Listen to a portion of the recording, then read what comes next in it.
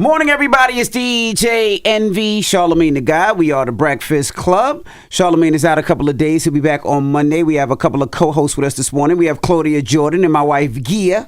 Now, let's get in some front page news. Welcome back, Tez.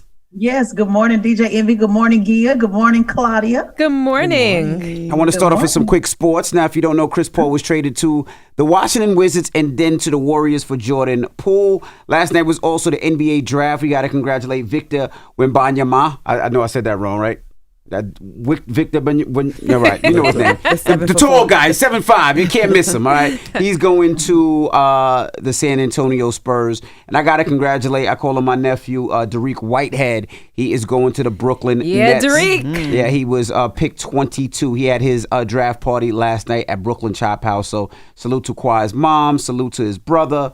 Tahir. Salute to Ben. So congratulations, and I can't wait to see what he does in the new year. All right, now let's talk about these 27 kids that went missing in like from city to city in weeks. Yeah, I definitely want to point this story out. Shout out to everybody on social media that made me aware of this. So obviously we've been talking about the submersible all week. Has made worldwide news. And so NB, I got a lot of folks hitting me up saying, well, what about Cleveland? What about Cleveland? And like I told people, there's over 15,000 print publications in the country. So there's no way we can follow every single thing. So I do appreciate people bringing my attention to this because everybody said nobody in the media is talking about it. So I wanted to bump this up today. According to Newburgh Heights Police Chief John Majo, as many as 27 children ages 12 to 17 have been reported missing in the greater Cleveland area between May 2nd and May 16th. Now, to give you some context on what that means, Cleveland currently has 56 active children missing, but that's 56 total, guys, combined over a number of years. So that's meaning half of the children that they have missing now have all gone missing in the past 2 weeks. So very alarming. And so the chief has emphasized that this has never happened before. He's never seen this amount of children missing in his 33-year career. And the disappearance hasn't made any noise. And so on this particular story, unfortunately, I don't have a lot of answers. I have more questions because I really want to bring people's attention to ask, these officers or to ask the police department, or ask the FBI to get involved. I'll give you a couple of things that they did make known. They said that the disappearances did not make Amber Alert. And the reason why is because Amber Alert, they usually have a very strict criteria that it needs to meet. You need to believe that the person is in danger, which obviously I would want, Amber Alert for my child. So that was interesting to find out. So they don't use Amber Alert on these children. And the chief said, and this is the part that I am really feeling a way about, because one, he's saying, I have not seen this in my 33-year career, but then he's defaulting to a lot of things that we see when we see minority, particularly Black children missing, by saying, well, they could be in a drug house, or it could be drug trafficking, it could be gangs. And yes, while all of that is true, obviously there should be an alarm ringing that says, hey, 27 kids in 2 weeks is a lot. So I wanted to, ask everybody to hashtag Cleveland 27 and let's try to get some noise, behind this and get some awareness. And I did want to say, one of the problems they're having is on the website, all of the children don't have a photo. So it's been hard for them to, identify. And just a couple of things, these, I believe, and again, I don't know because all of the photos are not there. I believe because we know Cleveland is highly populated with Black folks, but it is children of all races that I have seen, but it looks like majority Black. So I did want to point out that when Black kids go missing, it is a higher rate than white kids. I remember you guys interviewed our podcast family, Erica, on Finding Tamika. And I just wanted to be able to say families are hesitant to call the police because of the distrust with the police.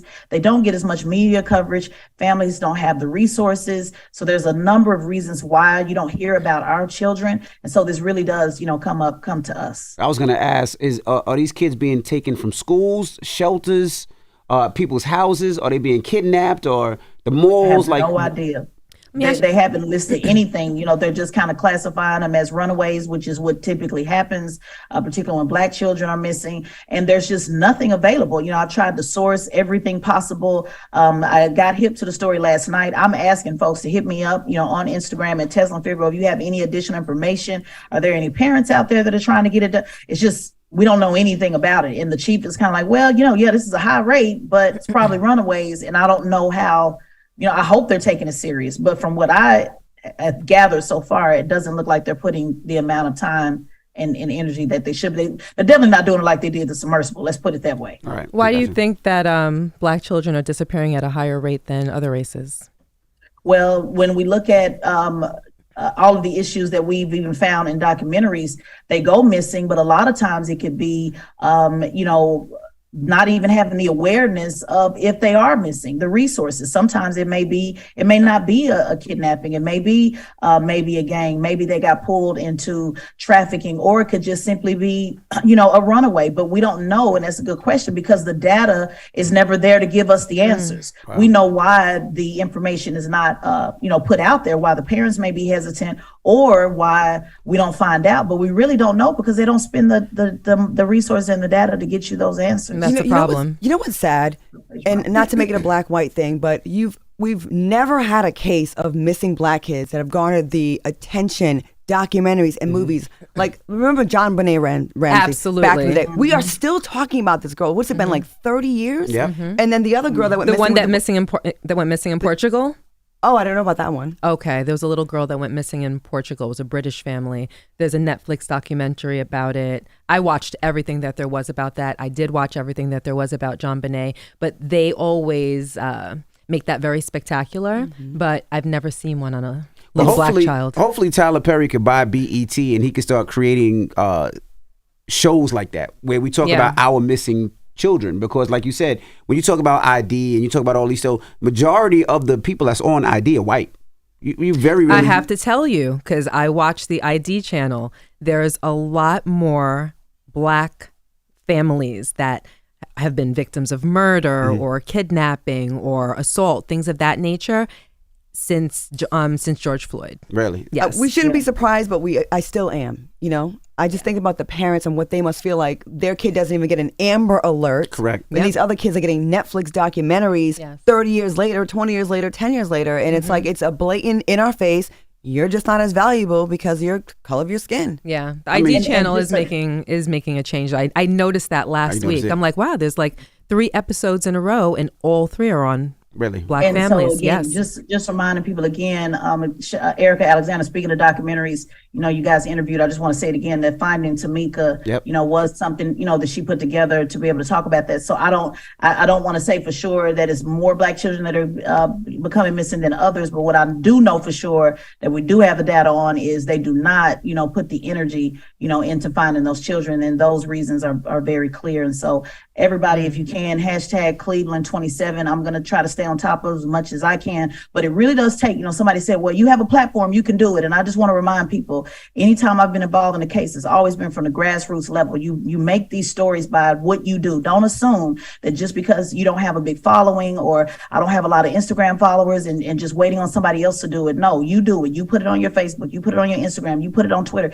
you hashtag it. When I worked for the 13 Black women who were raped in Oklahoma City, that was a grassroots effort before any major platform was covering it. We had to cover it on the ground. So guys, please do what you can. Hashtag Cleveland 27 and let's make some noise. Thank you, Teslin. We appreciate you. Give everybody your information so they can follow you and chat with you. And just by the way, Teslin be on them comments. So if you have something to say or you think she's wrong, she's there. So if you want to holler at her, she's there. I'm with it. Yes, I pop in. I call them the comment constituents, my comment caucus. You can follow me on Instagram at Teslin Figueroa. We talk about these stories. We dig in deep. I go live. Shout out to everybody who joined me on the Breakfast Club YouTube page the other day. I was live and we were, having some conversations. So follow me, Teslin Figueroa on Instagram, or on Straight Shot No Chaser, my podcast, where we go into these conversations a little bit deeper on the Black Effect Podcast Network. All right. Thank you, Taz. Absolutely. All right. When we come back, let's open up the phone lines. 800-585-1051. Now, behind the scenes yesterday, one of the producers was talking about that she shoots her shots with men. And every time all the women up here said they shoot their shot with men, they never miss. They're 100% from the foul line. All right. And she also said that when she shoots her shot with men, she picks the right men and those relationships are the longest. So let's open up the phone lines. 800-585-1051. Ladies, do you ever shoot your own shot? And if you did, how did it turn out? Were you embarrassed? Did it turn out well? And I want to hear from you, Claudia. I was about to say, I'm dying to hear what Claudia has to say on this issue. We're going to talk about it when we come back. 800-585-1051. It's The Breakfast Club. Good morning. Wake that ass up in the morning. The Breakfast Club.